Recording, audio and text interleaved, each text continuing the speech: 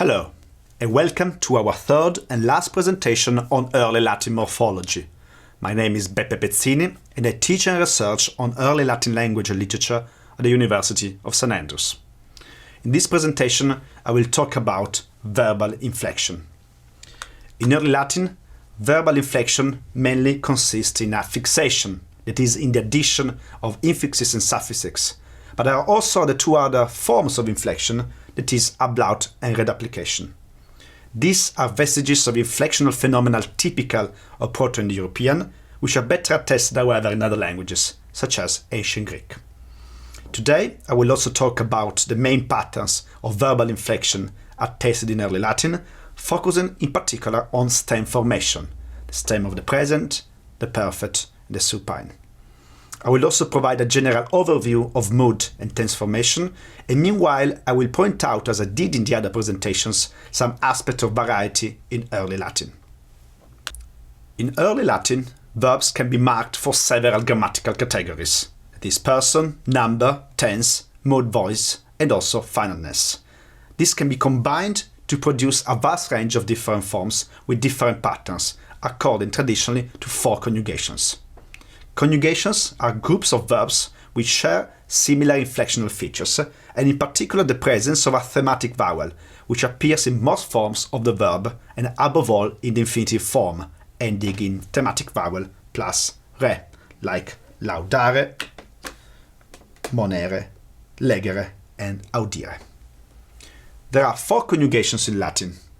The first conjugation, which is the largest in Early Latin, is characterized by the thematic vowel a, which is attached to the verbal root, as I said, laudare. The second is characterized with the thematic vowel e, long, monere. The fourth with the thematic vowel I, audire. The third conjugation is slightly more problematic, but generally includes verbs with an infinitive ending in ere, with short e. This division into four conjugations is to a certain extent artificial, and the outcome of an effort of analogical standardization which already appeared in Early Latin. There are in fact several cases of verbs which cannot be neatly assigned to one of the four conjugations because they are variant forms belonging to different conjugations. To give you an example, in Early Latin, two forms of the infinitive are found for the verb emorior. We have emori with the ending I, and we have emoriri with the ending iri of the fourth conjugation. Both of these are attested in Early Latin and sometimes in the same author. Which is the conjugation of the verb emorior? Difficult to say. Within conjugations, the main inflectional distinction in Early Latin is between stems. Each verb in Early Latin has usually three stems: the stem of the present, the stem of the perfect, and the stem of the participle. The stem of the present normally coincides with the verbal root. So, for instance, from the root laud, which means praise, we have the stem laudo, I praise. In some cases, the present stems feature some regular affixation, such as, for instance, the addition of an n or the inchoative suffix sco, which we find, for instance, in the word nosco, in the verb nosco. These infixes or suffixes sometimes do not appear in other stems. So to give you an example, we have fundo, present, with the n, but the perfect is fudi, without the n. Or to give you another example, we have nosco with the inchoative suffix sco, which does not appear in the perfect. There are, however, some cases of analogy. So for instance, from the present jungo, we do find the perfect junxi. An important class of verbs, usually belonging to the third conjugation, has a present stem featuring a suffix in I. This is found in the first person, for instance, facio, but is lost in other forms, like in the infinitive facere. Forms which derive from the present stem are listed in the slide, in particular the indicative present, indicative imperfect, future, the subjunctive present and imperfect, the present imperative, the infinitive, gerund and gerundive, and the present participle. Moving on, the stem of the perfect stem, derives instead from an inflectional change to the stem of the present, according to one of the 4 different patterns which you find in the slide, slightly in order of frequency. We can start from the first pattern, which is the addition of a affix u or verb. That's just a matter of spelling. This is normally attached to the thematic vowel a. So, for instance, from impleo, of the second conjugation, we have implevi with the suffix v attached to it. This is the most common type of perfect in early Latin, and indeed we may say that it's a typical trait, a distinctive trait of Latin verbal inflection. There are some possible traces of it in Sanskrit, but in any case it is not as well attested as in early Latin and Latin in general. This is the standard perfect form of verbs of the first conjugation. It is also common for verbs of the second and fourth conjugation. Like I already quoted implevi, I can quote audivi. When the root vowel was originally short, like moneo, which had original long vowel in the stem, the verb in the perfect undergoes a process of reduction. So, for instance, the perfect of moneo is not monewi, but just monwi. There are also some verbs of the third conjugation with an u perfect, but not so many. I can quote, apart from nosco and novi, which I already referred to, lino, levi. The second pattern features the addition of the affix s to the present stem. This is known as sigmatic perfect. This corresponds from the morphological point of view to the Greek sigmatic aorist. It is well indeed parallel in other Indo-European languages, such as, of course, ancient Greek. I put you some example in the slide. From the root dic, we have dixi, from serp, serpsi, ger, gessi, with rotacisation of intervocalic z. In many cases, the addition of the sibilant s to the present stem produces or results in a phonological change, such as assimilation or simplification. Giving a couple of examples, from the root scrib, with a voiced labial, we have scripsi, with a voiceless labial script. From sentio, we have sensi, and there are many other different cases. Most sigmatic perfects are found with verbs of the third conjugation, but there are some exceptions. So, for instance, from the second conjugation verbs luceo and maneo, we have luxi and mansi. Okay, moving on to the third pattern, which is the pattern with reduplication, the reduplicated perfect. Reduplication is the addition of a syllable to the verbal stem, which normally consists in the consonant or the verbal root, followed by the vowel e. So, for instance, from tendo, we have tetendi, and from do, we have dedi. In some cases, the vowel of the reduplication is copied from the vowel of the verbal root. So, for instance, from curo, we have cucurri, and from morder, we have momordi. These, however, are clearly secondary forms in a way constructed by analogy. The old forms, the original forms, are often also attested in early Latin, either as optional or diachronic variants. And to give an example, from the perfect of momorderit, not just the perfect with mo is attested, but we also have a perfect with memorderit. I think memorderit is attested in Ennius, but the for momorderit is found in Cato, two important early Latin authors. If the initial tonic syllable of the verbal root has a short vowel, like for cado, to fall, this will become atonic, it will lose the accent after the reduplicant is attached. When this happens, this syllable undergoes as normal vowel weakening. So, for instance, from cado, we have the perfect cecidi, and from pario, we have the perfect peperi. Finally, an important point, the reduplication is normally lost in compound verbs. So, for instance, from the compound cum, con plus cado, we don't have concecidi, but we have concidi. There are some exceptions, of course, the clear cases with dissyllabic perfects. So we do have addidi, not addi, or astity or asti, because they will create problems of many different kinds. But we do find some exceptions even to these exceptions, like per didiki, in which an original disyllabic form is transformed into a perfect with reduplication. This kind of reduplicated perfects are normally found in verbs of the third conjugation, and from an historical point of view, they correspond both semantically and morphologically to the reduplication typical of the Greek perfect, which indeed derives from its Proto-Indo-European ancestors. The last pattern of perfect stems in early Latin, which derive from both aorist and perfect forms of Proto-Indo-European, is characterized by ablaut of the radical vowel ablaut or apophony. In this kind of perfect forms with ablaut, the ablaut is normally quantitative. That is, it involves the lengthening of the root vowel in the perfect stem. So, for instance, from the root vowel, the root form M, with a short E, which appears as emo in the present, we have in the perfect the form with the long E, emi. The same from lego, legi, and edo, edi. In some cases, this kind of apophony can also be qualitative and involves proper change of the vowel. So, for instance, from ago, we have the perfect egi, with a long vowel, but also with an E instead of A. From facio, feci. From capio, capi. Moving on, some quick observations before I move on.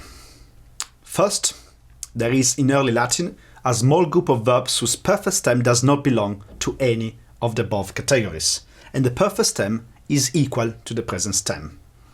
These are in particular the form bibo, present bibi perfect, pando, pandi, viso, visi. Second, in early Latin the system of the perfect is not always stable, and thereby variants, optional variants are found. I've already mentioned the variants memordi and momordi, but I can also mention the perfect tetuli, which is also found together with the perfect tuli. To give an example from Ennius, Ennius himself, the same author, uses both tulisti and tetulisti. To give an extreme example, from the verb pango, there are 3 perfect forms attested in the Latin. Pepigi, with reduplication, which is found in Plautus and others. Panxi, with sigmatic perfect, used by Ennius.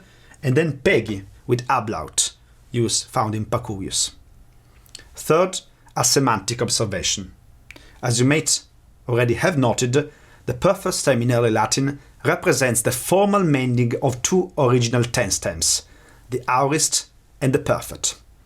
This melding is not just formal, but is also functional and semantic. If we take ancient Greek as a term of comparison, the perfect in early Latin can convey the spectral features associated with both aorist and perfect, that is, the perfective and the resultative aspects. From the stem of the perfect, the following verbal forms are derived: indicative perfect, pluperfect and future perfect, subjunctive perfect and pluperfect, perfect infinitive active. Finally, I need to talk about the stem of the supine. This is normally formed by the addition of the suffix t to the stem of the present, normally after the thematic vowel, but there are some exceptions. To give you some example, from the form facere of the present, we have the form fact, of the supine. From dicere, we have dictum, from laudare, laudatum, and so on. In some verbs, the supine appears with the ending sum, which is either the result of analogy, and this seems to be the case, for instance, for the supine esum from the present aereo, which most likely is constructed by analogy from the perfect haesi. Or, if it's not by analogy, it could be by a phonological change from an original to sequence into se-o. So to give you an example, from sentire present, we have sensus supine, which derives from an original sentos. From tendere, we have tensum, which most likely derives from an original tend-tum. There are, however, some optional variants, and the regular form for this kind of supine is also attested. So for instance, together with tens sum or tensus, we find the more, if you want, regular form tentus, which is attested in Lucilius. From the stem of the supine, those forms are derived, that is the supine and perfect participle, which is also used in periphrastic passive forms of both indicative subjunctive and also in the perfect infinitive. It is now time to have a look at the whole Early Latin system. So far I've just talked about the distinction, the division into different stems, but we can now have a look at everything I've kind of introduced so far. The first table that I put in the slide gives you an overview of the Early Latin verb system in the active voice. I've used a sample verb laudare in the first person to give you an indication of which forms are found for the different tenses. The second table shows for each of the 4 conjugations the inflection of the present indicative, present subjunctive, and future indicative. So we can see here laudo, moneo, lego, and audio, the present indicative, and then in the second table the present subjunctive, and then the future indicative. As you can see, each tense has endings for all the 6 person forms, 1, 2, 3 singular, and 1, 2, 3 plural.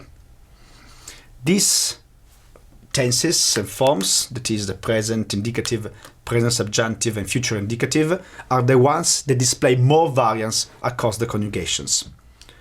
In the tables I've also put, as you can see, the paradigm of the verb sum, to be, which is in fact the most common verb in Latin and does not follow the standard inflectional patterns of Early Latin. It is in fact an athematic verb.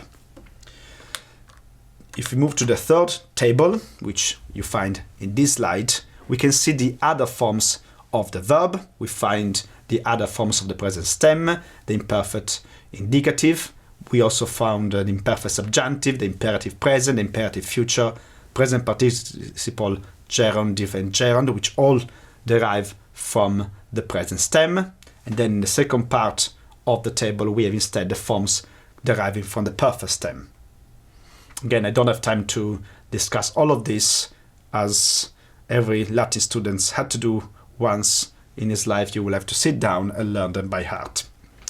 From the above tables, it should be clear, however, that the personal endings have somehow regular features in most forms. So, for instance, for the first singular person, we normally find either an O or an M. For a second person, we find the personal ending as S, and T for the third, and so on. These tables show only the forms for the active voice, but all of them are also equivalent in the passive. Again, I won't give you details for the passive voice as well. We will continue to discuss tables for the next 10 minutes. I just put you there in this slide the main endings of the infinitive form, which is interesting. Laudare for the first conjugation, monere for the second, legi for the third, and audire for the fourth. And I also give you in that slide the main passive personal endings, or with shorten or for the first, ris or re for the second, tur for the third, mu for the first plural, second plural mini, third plural tur. Roughly, these forms, passive forms, are substituted with the active forms in the present stem to create new forms. Forms of the perfect stem are instead formed with the perfect participle and forms of the verb to be. So if passive personal ending, as I said, are normally used in forms derived from the present, for forms of the deriving from the perfect stem, we do find periphrastics, like factus sum, which is the passive of the perfect indicative, factus sim, which is the passive of the perfect subjunctive, factus eo, which is the passive of the future perfect, and factum message, which is the perfect indicative. I will not be able, of course, to discuss all the forms of Latin verbal inflection, but I will prefer to focus on a number of forms attested in Early Latin which do not fit in the paradigms outlined in the tables you have seen in the previous slides. In fact, also for the verbal inflection, Early Latin preserves a number of old forms, which are used by early authors as optional variants, normally as stylized forms or archaic metrical variants.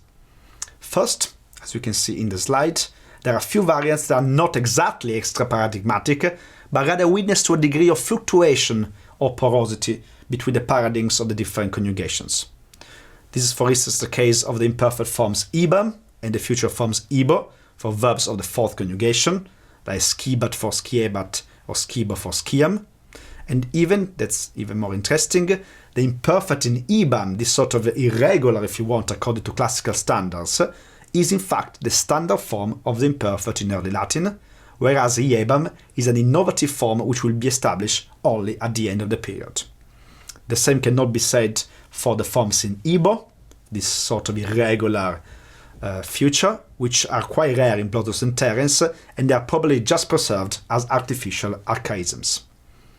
Second, there are some common variants for the subjunctive forms of the verb to be, esse, and these look like siem, sies, siet, and so on. These forms are common in both Plautus and Terence, but their distribution suggests that they were used as metrical archaisms, that is, as forms that were no longer standard in speech, but had a prosody that made them useful metrical variants, especially at the end of the line. The same observation can be made for the variant form ier of the passive infinitive instead of the more regular ri, ier. So, for instance, instead of amari, moneri, agi, and audiri, we do find in Early Latin also amarier, monerier, agien, and audier. These forms are still well attested in Plautus and Terence, but they are quite clearly used as metrical variants because in both also the standard forms with ri, I predominate. Then, for some verbs, also forms of an old sigmatic future are attested, which are formed by an S or double S morpheme added to the verbal stem and followed by the personal endings.